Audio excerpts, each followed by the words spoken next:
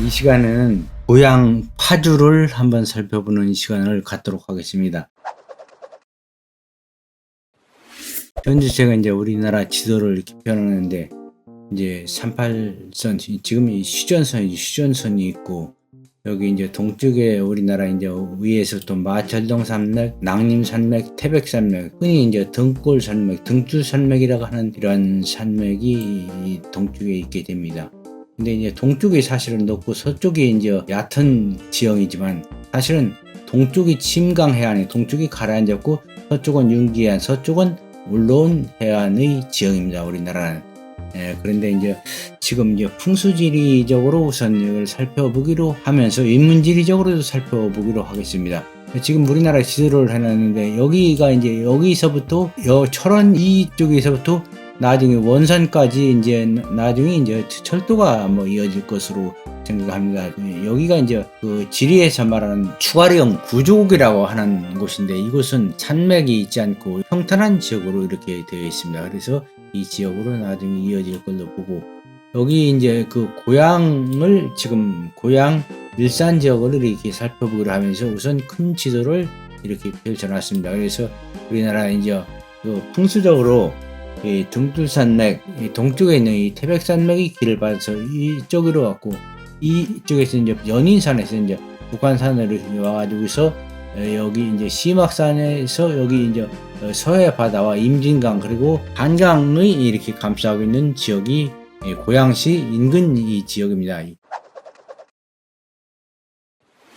고향은 원래 이제 그 옛날에부터 한 5만 년 전부터 여기에 이제 사람이 살았던 걸로 생각이 됩니다. 지금은 이제 일산 신도시가 생기고 뭐 성저마을 이 근방에 옛날에 뭐 톡이나 벽시가 이렇게 나왔던 걸로 봐서 옛날에도 이제 사람이 살았고, 청동기 시대도 물론 이 지역에 이제 그 여러 가지 청동기가 이제 축소되는 걸로 봐서 사람이 많이 살았던 것으로 생각해요. 그리고 삼국시대를 거쳐서 고려시대에도 이 지역이 이제 그 태조 23년에 이제 덕양해라는 명칭이 이제 처음으로 사용되었고, 근대에 이르러서 이 지역은 많이 발전을 하게 되면, 옛날 한번 지도를 보겠습니다.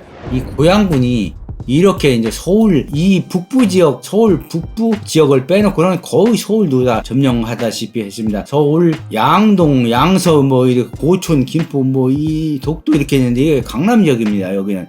그래서 이 지역은 그 강북 지역, 그러니까 영등포, 여의도, 뭐 송파, 잠실, 뭐 이런 지역을 포함한 지역까지 옛날에 고양군이었습니다. 지금 도봉구나 노원, 중랑구 일부는 이제 그 제외가 됐지만, 그 다음에는 많은 지역을 고양군이 옛날에 차지하고 있던 지역입니다. 그리고 그 시흥, 경기도 시흥은 이 서울 남부 지역을 거의 다 장악하고 있었고, 그 다음에 경기도 광주가 양재 일대 강남 지역을 거의 다 장악하고 있던 행정구역입니다. 그런데 지금 서울이 이제 이렇게 커지면서 이 주변 지역을 전부 이렇게 점령하게 된 것으로 생각이 됩니다. 그리고 이제 파주에는 그 풍수지리적으로 이제 입지가 이제 괜찮다 보니까 그 많은 능이 있습니다. 이제 특히 이제 파주에는 자흥릉, 삼릉, 고향에 서삼릉, 서울릉 등 5기 왕릉이 있고, 이곳에 많은 왕릉이 있어서 이제 서울릉이라고 명칭을 지합니다. 창릉, 익릉, 명릉, 정릉, 홍릉 뭐 이렇게 있습니다. 그리고 여기는 뭐 인현왕후, 장의빈과도 역사가 어려있는 그런 지역이기도 하고, 이 지역은 그야말로 풍수에서 빼놓을 수 없는 지역이기도 합니다. 고향에는 이조시대의 많은 능이 있어가지고서 지금 3기 신도시가 개발이 된 창릉 일대도 이제 왕릉이 있는 지역입니다. 풍수적으로 뭐 설명을 하다 보면 많은 시간을 갖기 때문에 몇 가지만 한번 보도록 하겠습니다. 여기 이제 지도를 펼치니까 이제 심악산이 나오네. 심악산은 구봉산이라고도 합니다. 이 심악산은 구봉산이라고 하는데 거북이 등을 닮았다고 해서 이제 붙여진 이름이고, 조선 영조 때 이제 그 궁중에서 학을 기르었었는데 학이 날라가 이곳에 이제 머물렀다 해서 그 찾을 심자 이제 학자는 학의 학자를 쓰죠. 그래서 풍수적으로 또 이거는 지금 여기 한강이 있는데 한강천에 이렇게 이제 산이 막혀서 이게 길을 머무르게 하는 그런 풍수적으로도 좋은 의미로 이렇게 해석을 합니다.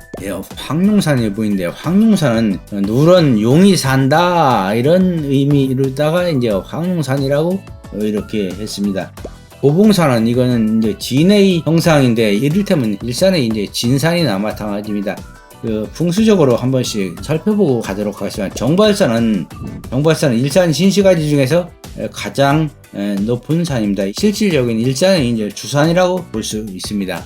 여기 또 흥국산, 여기 지도에서는 뭐 약사전이라고 나왔을 텐데 이게 흥국사가 이제 1000년 이상 된 이제 고찰입니다. 여기 또 망월산이 있는데 망월산은 산 위에서 큰 달을 볼 수 있다 해서 붙여진 이름입니다.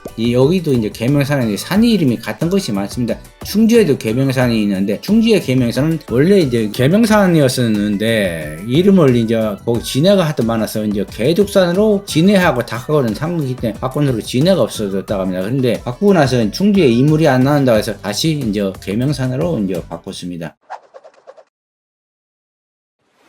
그래서 향후 이제 일산은 여기 이제 고향 창릉지구에 이제 저기 3기 신도시가 들어오는데 여기에 들어서면 이 주위에는 오히려 이 주위 아파트에는 나쁜 영향을 미칠 거면 서울에 접근성 있는 새 아파트가 들어왔으니까. 그런데 앞으로 일산은 이 지역은 개발될 지역이 많이 있습니다. 농림 지역도 많이 있고 뭐 이런 지역은 나중에 개발될 지구. 여기 운정 3지구 여기는 나중에 이제 GTX A선이 여기 들었으면은 이 지역은 나중에 상당히 가치를 할 지역으로 생각이 됩니다. 향후 여기 이제 개발될 거라 운정 3지구도 그렇고 이제 개발 고양 탄현지구도 그렇고 여기 이제 동탄 운정간 GTX A선이 여기 이제 이렇게 향후 이제 개통이 되게 됩니다. 그러면 이 지역이 많은 발전을 할 것입니다. 지금은 이 일산이나 이 지역 운정 지역이 상당히 이제 저렴한 지역인데 앞으로 이제 GTX A선이 개통이 되면은 그야말로 뭐 산보는 뛰어넘고 중동도 뛰어넘고 평촌과는 거의 뭐 버금가거나 뭐 오히려 어떤 지역은 예를 들어서 운정 3지구 같은 데는 평촌을 뛰어넘을 것입니다. 실제 수원 광주 같은 데도 이제 전철 노선이 연결되기 전까지는 아주 시세가 없던 지역이 있습니다. 그러나 전철 노선이 연결되고 나서 이렇게 많이 이제 폭등한 지역인데 여기 운정 3지구 같은 경우는 GTX A선이 나중에 개통이 되면은 상당히 발전을 할 지역입니다. 그리고 여기 이제 지도에서 한번 보도록 하겠는데 여기 이 대곡역도 주의를 해야 됩니다. 대곡역은 지금 많은 전철 노선이 여기를 닿게 이 지역은 지금 그린벨트로 묶여 있는 지역인데 이 지역은 필연적으로 개발이 될 수밖에 없는 지역입니다. 그래서 이 지역이 개발이 되면은 앞으로 또 이 지역은 더군다나 대곡역은 GTX A선도 씁니다. 운정석, 킨텍스 그리고 대공 그리고 연신내를 거쳐서 서울역에 도달하게 됩니다. 이 대곡역 인근도 주의를 깊게 봐야 됩니다. 그런데 지금 이제 조금 이따 이제 하겠습니다만 일산 지역은 상당히 아파트 가격이 저렴한 지역입니다. 토지 지분도 많고 추천되는 아파트가 상당히 많습니다. 용적률도 좋고 그런데 지금 상당히 저렴한 지역인데 그래서 이제 이 시간에는 한번 이제 이 지역의 아파트를 한번 보도록 하겠습니다. 구독, 알람, 좋아요. 일산 지역은 아파트 용적률이 좋고 이제 토지 지분이 많은 아파트가 상당히 많이 있습니다. 이 평촌이나 혹은 뭐 중동 신도시는 뭐 용적률이 거의 200%대를 넘어가고 180%대가 몇 개 있을 뿐입니다. 그런데 여기는 이제 거의 아주 좋은 용적률을 가지고 있고 토지 지분이 많은 아파트가 많이 있습니다. 그래서 한번 보도록 하겠습니다. 여기서 50평대만 정발산 1단지가 토지 지분이 세대당 52.9평입니다. 144세대고 뭐 2종이기는 하지만 이렇게 상당히 많습니다. 그 다음에 3단지도 그렇고 그 다음에 5단지 6단지 그 다음에 7단지 8단지 이렇게 밑에 이제 제가 정리를 하겠습니다만 이렇게 토지 지분이 상당히 많습니다. 그 다음에 강선마을하고 주엽동하고 문춘 이 지구는 이제 토지 평수가 대부분 이제 적습니다. 그리고 이제 백석동에는 흰돌 7단지 40.5평이고 그 다음에 정발산동에는 이제 토지 지분이 많은 아파트가 있습니다. 방가시 건영 3단지는 52.7평 토지 지분이 66세대입니다. 보통 뭐 2층, 3층, 뭐 4층 이하 아파트가 이렇게 많이 있습니다. 그리고 여기 5단지가 41.2, 6단지가 53.2 이렇게 토지 지분이 많습니다. 그리고 방가시 건영 9단지는 54.7, 양지 건영 1단지가 53.7, 그 다음에 건영 2단지가 40.8평 이렇게 토지 지분이 상당히 많습니다. 뭐 이거를 나중에 재개발하면은 그야말로 가치가 있는 아파트입니다. 일단 서구는 동구에 비해서 좀 토지 지분은 떨어집니다. 그래서 여기는 뭐 50평대, 40평대 이상 아파트가 별로 없어요. 동양 락파크가 이제 43평입니다. 200세대인데 여기가 좀 그렇고, 여기는 이제 조금 전에 말씀드렸듯이 강선마을하고 주엽동 문춘마을은 그 중대형인데도 이렇게 토지 지분이 작습니다. 토지 지분이 비교적 작은 동네입니다.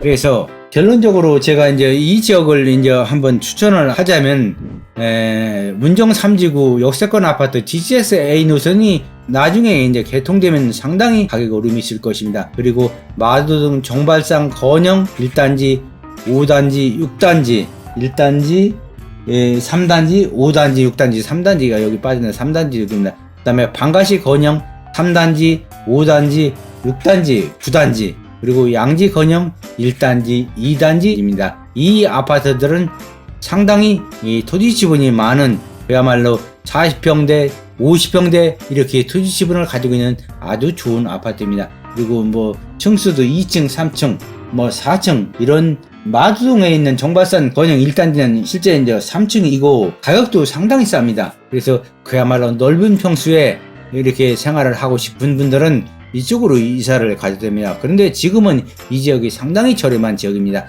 저렴한 지역인데 앞으로 GTX 노선이 개통되면 이 지역도 좀 달라질 것입니다. 특히 파주 운정 3지구나 킨텍스 인근은 더욱 아파트 가격이 오를 것이고, 대곡역 인근은 추후 개발이 되고 많은 가치를 할 지역입니다. 오늘은 이것으로 마치도록 하겠습니다. 감사합니다.